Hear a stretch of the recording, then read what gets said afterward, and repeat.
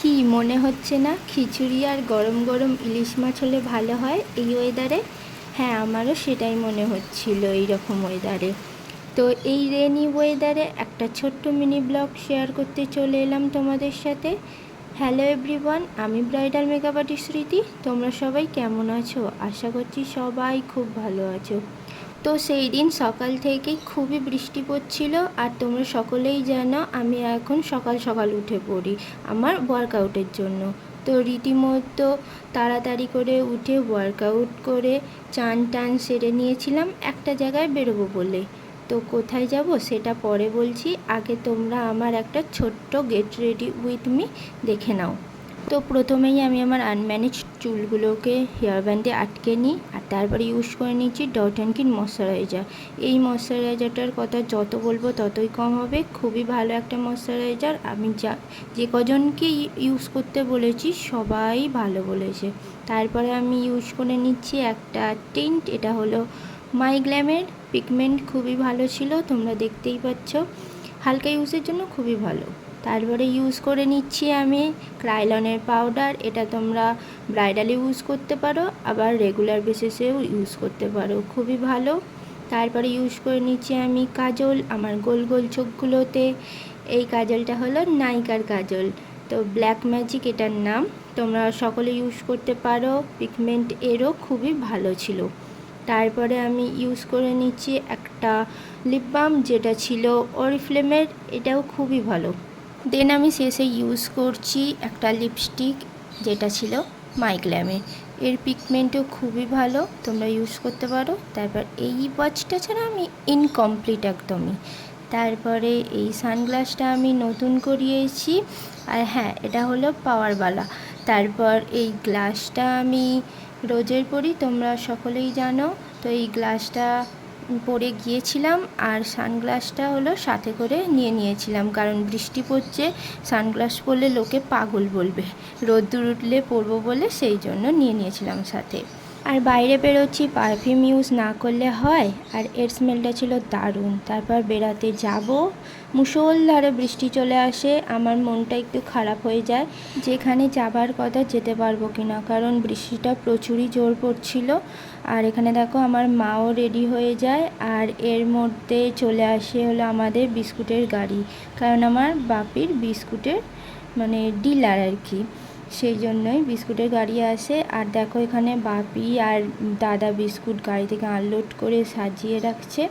তারপর একটা টোটোকে দেখতে পায় মা ওই বিস্কুটের ঘর থেকেই, তাকে দাঁড় করায়, ভাগ্যিস টোটোটা এই দিকে এসেছিল, নয়তো আমরা স্টেশন যেতেই পারতাম না। তারপরে টোটোটা পিছন হেঁটে আসছিল, কারণ অনেক দূর চলে গিয়েছিল, মা ডাকা সত্ত্বেও শুনতে পাইনি। তারপরে আমি আর মা তাড়াতাড়ি ছাতা মাথায় দিয়ে উঠে পড়ি টোটোতে। আর আমরা এবার কোথায় যাচ্ছি সেটা তোমাদের সাথে শেয়ার করি। আমরা হলো গিয়ে যাচ্ছি অঞ্জলি জুয়েলার্স, শ্রীরামপুর। অ্যাকচুয়ালি দরকারটা আমাদের নয়, দরকারটা হলো আমার মামার। আর এই বর্ষাতে মামা আসবে হরিপাল থেকে, আর আমরা যাব বেগমপুর থেকে। তো বর্ষাতে সবাইকার অবস্থা দেখছো। আর আমাদের শ্রীরামপুর যেতে হবে কাটা সার্ভিস, কারণ অঞ্জলির সামনে যেতে হলে আমাদেরকে এরকমভাবেই যেতে হবে, বেগমপুর থেকে প্রথমে অটো করে, তারপর টোটো করে। তারপরে এখানে দেখতে পাচ্ছ এই বর্ষাতে নদী নালা মাঠ ঘাট পুকুর বিল অবস্থাটা কি সুন্দর লাগছে, আকাশটাও। তারপরে আমরা সামনাসামনি চলেই আসি, আর মা দেখেছো, মা হলো অনেক খুশি আর কি। তোমাদের সাথে গল্প করতে করতে চলে আসি অঞ্জলির সামনে, আর আমরা প্রথমে যাওয়ার কারণে মামাদের জন্য ওয়েট করছিলাম। আর এখানে দেখো আমি আর মা একটু ভিডিও নিচ্ছিলাম, মা বলছে তোকেই তো ভিডিওতে দেখা যাচ্ছে, আমাকে কই দেখা যাচ্ছে।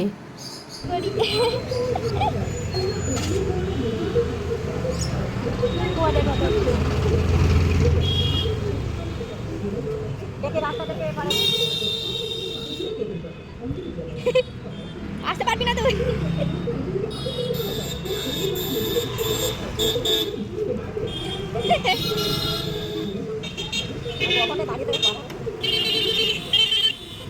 ওখানে দাঁড়িয়ে থাক।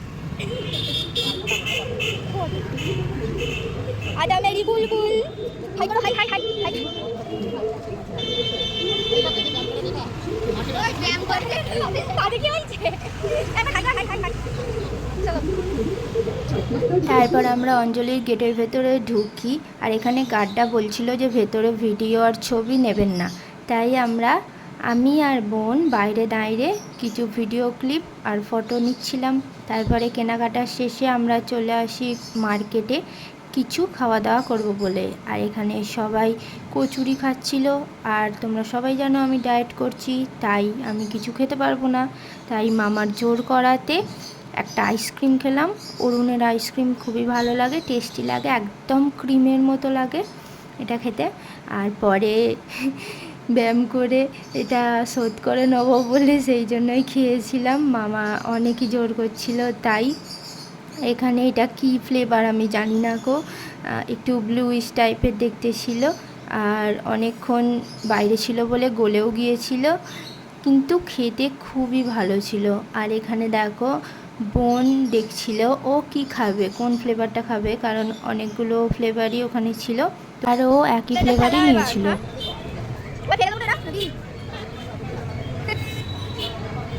কেমন খেতে ক্রিম আরে এটা ফেলে দে একটু তারপর খাওয়া দাওয়া শেষে আমরা চলে আসি একটু বাজার কলকাতায় কেনাকাটা করব বলে, কারণ মাইমা আর বোন খুব একটা বাইরে বেরোয় না, তো আজকে বেরিয়েছে, সেই জন্য বাজার কলকাতায় একটু না ঢুকলে হয়। আর বোনেরও একটু ইচ্ছা ছিল যে বাজার কলকাতার কালেকশানগুলো কেমন আছে দেখবে বলে, তাই ওখানে একটু চলে গিয়েছিলাম শপিং করতে। আর ওদের পাল্লায় পরে আমারও দেখা হয়ে যাবে যে কালেকশান কেমন আছে, পুজোর আগে কিছু কেনাকাটা করা যাবে কি। তারপর এখানে বাজার কলকাতায় ঢোকার পর শুনি এখানে ভিডিও করা যাবে না, দূর আমার মনটাই খারাপ হয়ে যায়।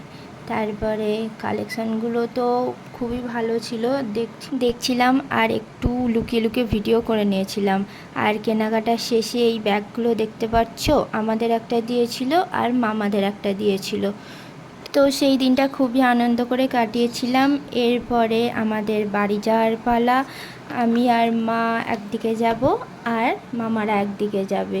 তো এখানে আমাদের টিকিট কাটা ছিল না, কারণ আমরা অটোতে করে এসেছিলাম, তাই মামা টিকিট কাটতে গিয়েছিল।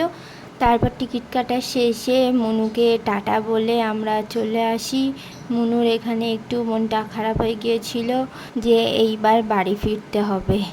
তারপরে আমাদের ট্রেনও চলে আসে, শ্রীরামপুর থেকে বেলুড় যাওয়ার যে ট্রেন, সেই ট্রেনে এখানেও আমাদের কাটা সার্ভিস করেই যেতে হবে। তারপরে দেখো আমি আর মা একটু ক্লান্ত হয়ে গিয়েছিলাম আর কি, অনেকটাই হেঁটে হেঁটে ঘুরেছিলাম তো তাই। তারপরে বেলুড়ে চলে আসি, বেলুড়ে চলে এসে বেলুড়েও বসে থাকি, আমাদের কডের ট্রেনের জন্য আমরা ওয়েট করছিলাম। তারপর কিছুক্ষণ পরেই আমাদের কডেরও ট্রেন চলে আসে সিটি মারতে মারতে। আর যখন আমি ভিডিও করছিলাম মা বলছে তুই ভিডিও করছিস, দেখ তোকে সবাই দেখছে, তো ভিডিও করতে একটু লজ্জাই লাগে। তারপর ট্রেনে উঠে এই ক্লিপগুলো আমি কিনেছিলাম এই আন্টিটার থেকে, এই আন্টিটার কাছে কালেকশন অনেক ভালো থাকে। তারপর অ্যাট লাস্ট আমরা আমাদের ডেস্টিনেশন বেগমপুরে চলে আসি। তো ভিডিওটা অনেকটাই বড় হয়ে গেল, জানি কি করব, অনেক কাহিনী বলতে বলতে অনেক লেট হয়ে গেল। আর তোমরা জানিও অবশ্যই আমার এই মিনি ব্লগটা কেমন লাগলো। টাটা।